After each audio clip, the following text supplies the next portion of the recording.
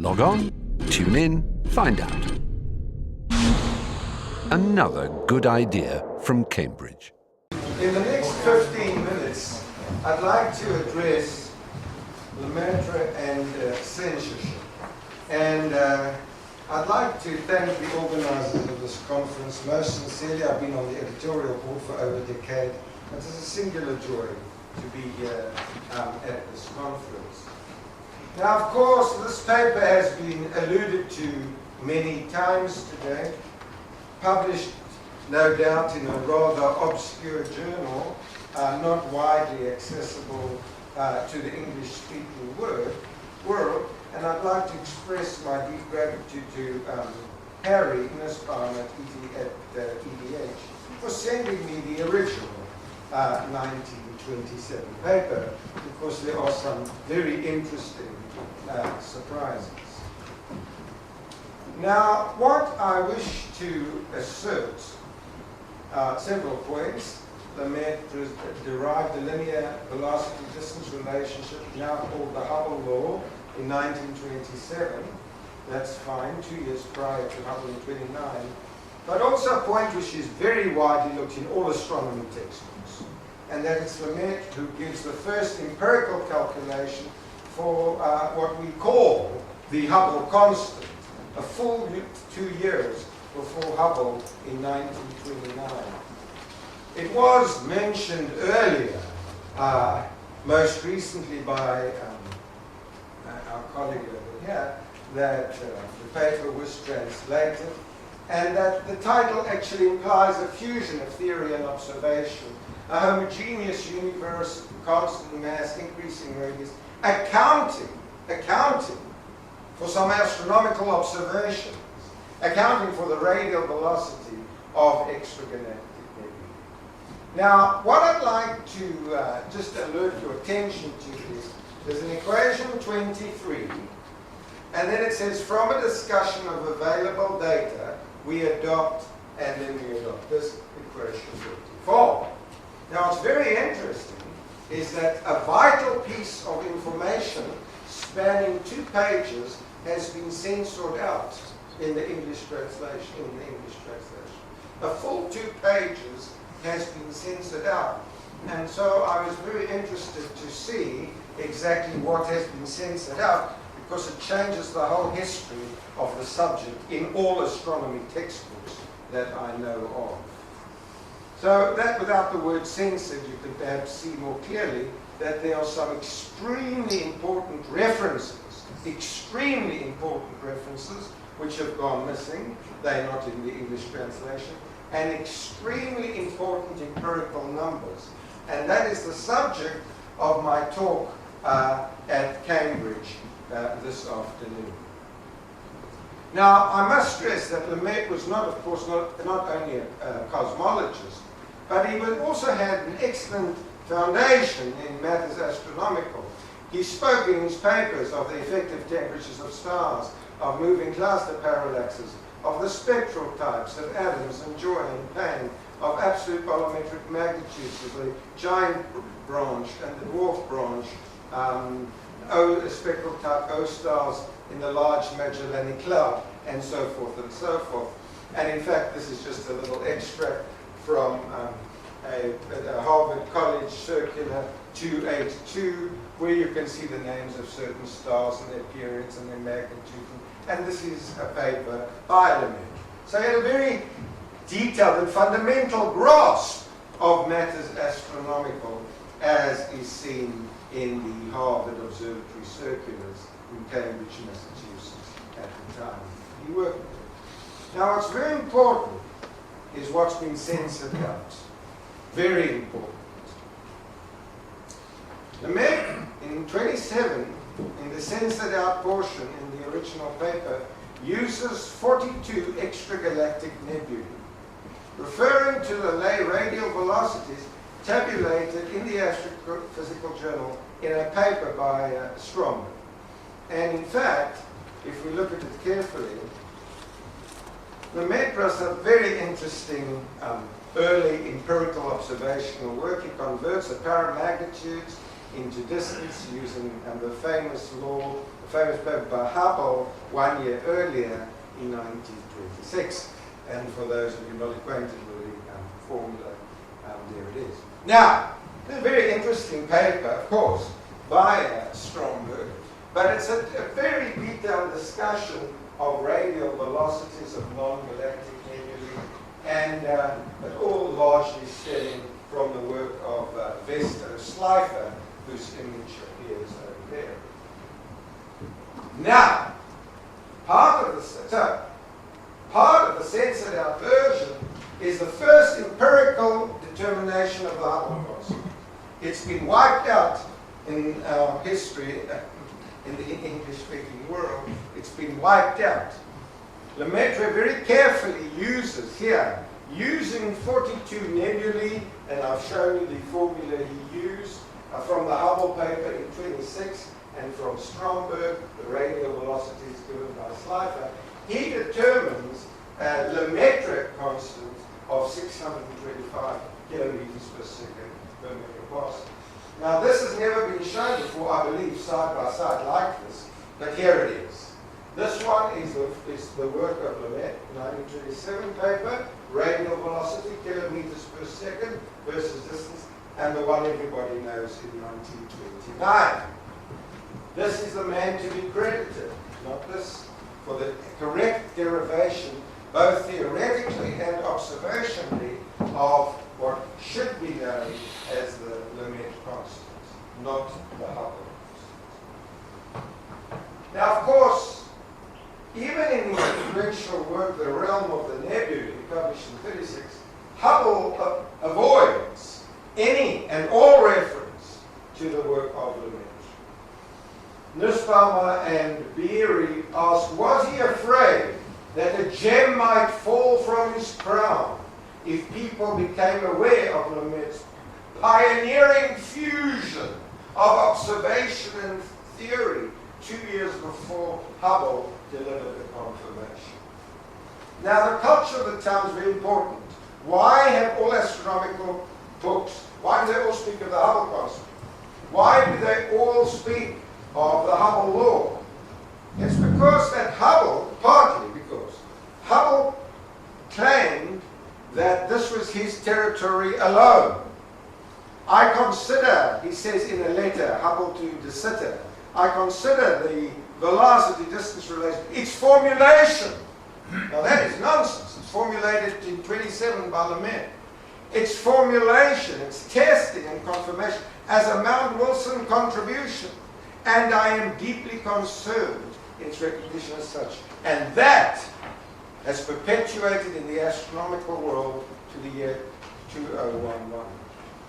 Nussbaumer and Beery in the book Discovering the Expanding Universe say, yes, the formulation and its central place in cosmology was first given, the formulation was first given by Lemaître.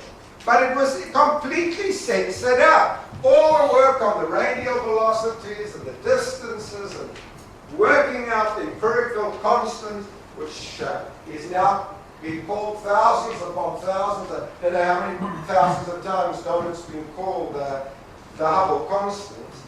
It is absolutely a disgrace, I would say, in my opinion, and in discussions with the late Alan Sandwich, that this should be so. There is no justification to glorify Hubble's publication of 1929 as the original discovery of the linear velocity-distance relationship. Of course, there's, Hubble's name is attached to so many things. There's the Hubble galaxy type, the Hubble sequence, the Hubble luminosity profile, the Hubble constant, and so on and so on and so on. But Alan and I became rather friendly over the last decade or so, being introduced to Alan by Professor Ken Freeman, one of our planet's most highly cited scientists, father of dark matter. And Ken and Alan were very close friends, and Ken introduced me to Alan. And Alan was greatly saddened by Hubble's exceedingly selective way of not acknowledging where he got his ideas from. For example, everyone speaks of this as the Hubble tuning fork. Everybody. Every single astronomy textbook I know speaks of that as the Hubble tune. But in Hubble's 26 paper, galaxy classification paper, there's no tuning fork. There's no tuning fork. The world speaks of the Hubble tuning fork. The source is 3 years earlier in a book by Sir James Jeans, Astronomy and Cosmogony, 1929. Jeans tuning fork, not the Hubble tuning fork. There it is, rotated by 90 degrees, and it's the Jeans tuning fork. And Alan Sandage and I had many discussions, about these matters, and it's just so interesting that the original tuning fork does not appear in the 1926 paper at all. Another key point is this is a book I co-authored with Ken Freeman, who's my dear friend sitting over in the audience today, father of dark matter in the universe. We wrote a book together called Shrouds of the Night, published in New York. A key person shrouded in the night is this man sitting over here, president of the Royal Astronomical Society, and here is Sir James Jeans giving a lecture. Now, what's very interesting is, does anyone recognize this man without reading here? This is the man who developed the Hubble Galaxy Classification Scheme. This is the person who developed it. John Reynolds, very quickly, no formal astronomical training. He was very interested in matters astronomical, a member of IMU Commission 28, highly successful industrialist, very wealthy. Now, this was never published until our book. Evan Hubble writes to Reynolds. And Evan Hubble asked Reynolds, could you not throw your ideas into the form of a precise classification so we could actually apply it to a large number of nebulae? So, yes, Reynolds does that. In 1920, 6 years before Hubble publishes his galaxy classification paper in 1926. And Reynolds, in the 1920 paper, delineates the classes, his galaxy classification classes. But there's incredible censoring. In the pencil, in the margin, in pencil, is annotation by Hubble, and it says SASBSC. But this source, never mentioned, the Reynolds source. We all speak of Hubble classes, SASBSC, this is source. They are identical, says Alan Sandage. So, I suppose when I was a student in galaxy classification and cosmology and so on, the Hubble Atlas served as our source of reference, our standard source of reference. What atlas was it? No, it was the Hubble Atlas of galaxies. Well, Alan Sandage said, David, let's take a walk to the library. Dug out Reynolds 1920, and there is the origin of the Hubble classification scheme. All the work of Reynolds. That's very interesting. All I'm saying is that there's very unusual censoring that has taken place in the rewriting of astronomical history, and it's greatly affected the work of Lemaître as well. So there we have it, the Reynolds sequence. But thousands upon thousands of books always speak of the Hubble classification. Reynolds was an exceedingly famous man. We speak about him much in our book, seated there next to Hertzsprung, for example. But never acknowledged. Who knows today of the Reynolds Space Telescope? So, historians of science, do we speak of the Hubble law? Yes, the world speaks of the Hubble law. Do we speak of the Hubble constant? Yes. On every BBC program, on every program throughout the world, on television and radio, people speak of the expanding universe with the Hubble law and the Hubble constant. They have not, of course, read the original paper in French of Lemaître. The unmasking of Georges Lemaître, a starry messenger. I thought of that following Sidereus Nuncius, whose seminal work of 1927 is largely unknown to the public, made this conference put into proper perspective the work of this most remarkable theoretician, but also a man with a deep roots in matters astronomical. I present to you again the data he used, the data from 1929. And why has this happened? Well, astronomy is indeed territorial. Some people do get left out in the cold. I thank you for your attention.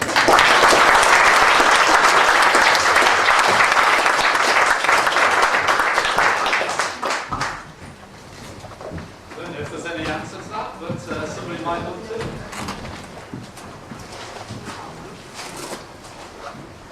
Professor Craig? Oh, sorry, I didn't see it. I really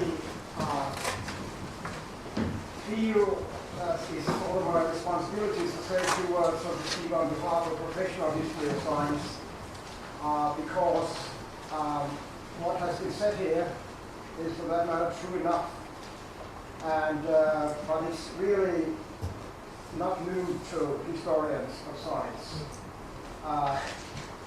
It is, of course, problematic that scientists, astronomers, and others are not aware of these priorities and so forth. But from time to time, they might benefit by looking into the history of science literature, which they very rarely do. I mean, you can find all this, including all the persons 30, 40 years ago in history of science publications, and lately just states that history of science is not primarily concerned with giving credit to this or that person. It's not concerned with glorification of this or that person. History is concerned with other matters, such as exploring the ways in which ideas and new discoveries occurred. Priority and credit we have to leave to others. If I might just respond, the book Shrouds of the Night was very carefully elucidated and read by Owen Gingerich, whom we do regard as one of the greatest living historians of astronomy at Harvard University. And the point really is that I believe it is sad, you are quite correct, but it is very sad that the man in whose honor we are meeting today is not recognized by giving name, for example, Hubble law, Hubble constants, and so on. I believe it's not just a matter of terminology. I believe the censorship is very severe, and I believe it should be more widely known. I think we could probably say the same of many disciplines. You think of Darwin. Absolutely. In my area, we think of in geology, there's a number of... And the DNA as well, with Rosalind Franklin. Electronics and all sorts of things. But I think it's a valid point that history of science may look at what's actually happened and document what's actually happened, whether we think it's right or not. Sure. If you look at the biographical details of Hubble, he was a showman. He associated with Hollywood and Los Angeles society. He was a bit of a self-publicist, and it's not surprising that history has come out the way it is. Lemaître was, I would say, a reclusive Catholic priest, but he was a modest Catholic priest, and he didn't push his work in. And of course, there's also the fact that he wrote in French, and that it had to be subject to translation. If Lemaître had been a priest here at Cambridge, the origins of what that happened would have been very, very different. Of course, he couldn't have been a priest here in the university, which is another issue entirely at that time. Except in down to personal characteristics, isn't it? You know, in the case of Darwin and Wallace were very complimentary towards Darwin, very supportive. So, and you know, it's the characteristics, the ethics of the individuals involved. Yeah. Oh, this could go on.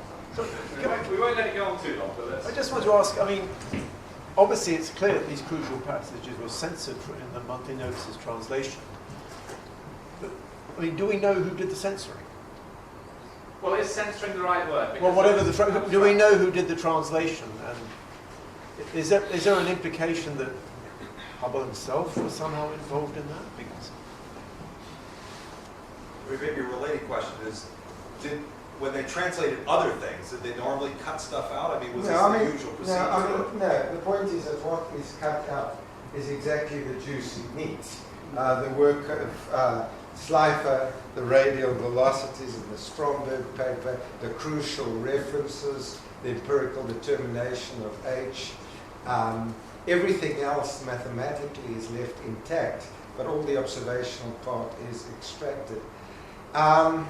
I understand that a lot of Hubble's material was burnt at the time of his death, was destroyed rather, at his request, and the answer might never be known as to the history of why only these specific pieces are absolutely just quietly removed, and in the English translation, 23 just follows 24.